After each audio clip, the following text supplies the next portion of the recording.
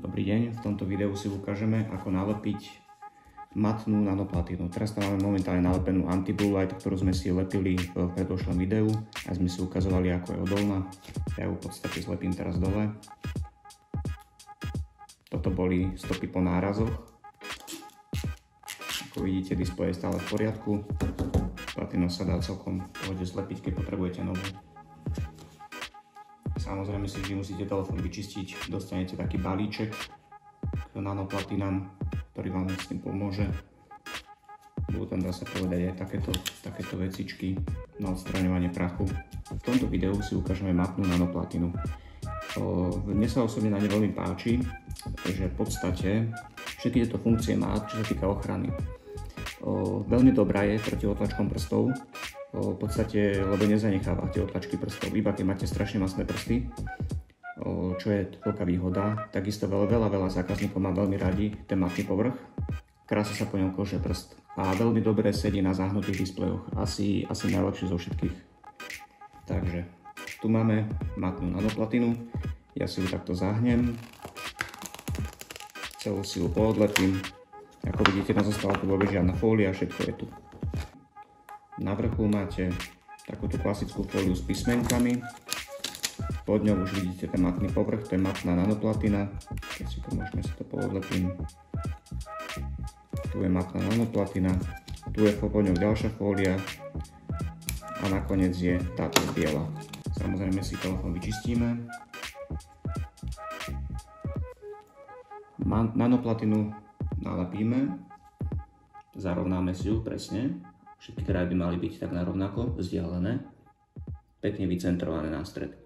Teraz ju môžete kvázi odlepovať, nalepovať.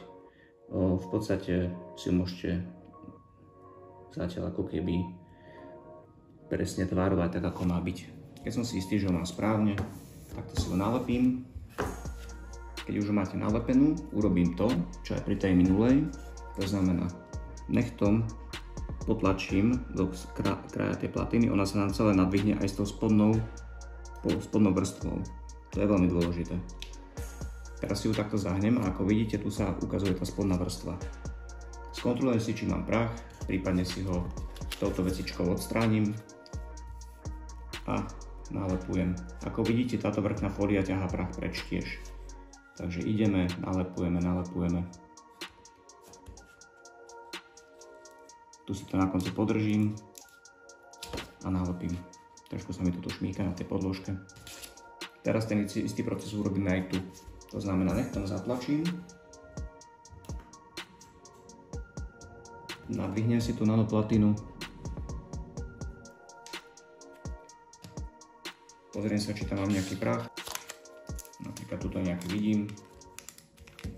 Tak si ho tu proste odstránim. No, keď to máme, tak si ju trošku povytiahnem za ten stred a zase týmto pohybom nalepím.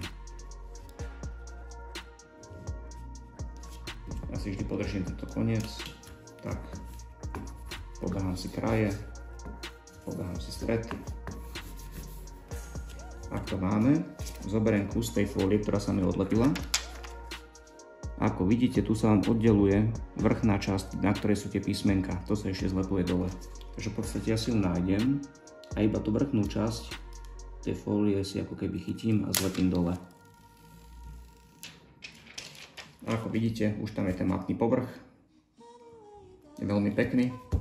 Niekedy tu vznikajú v strede nejaké línie po tom predelení. Tak to stačí len pobehať handričkou. Ak by ste ich tam aj tak videli, tak počase zmiznú. Oni sa ako keby vyhľadia. Takže teraz je tam nalepená matná nanoplatína, ako vidíte, protiotlačková. Je vidno ten matný povrch, jak to pekne kolže. Samozrejme ako ostatné nanoplatíny.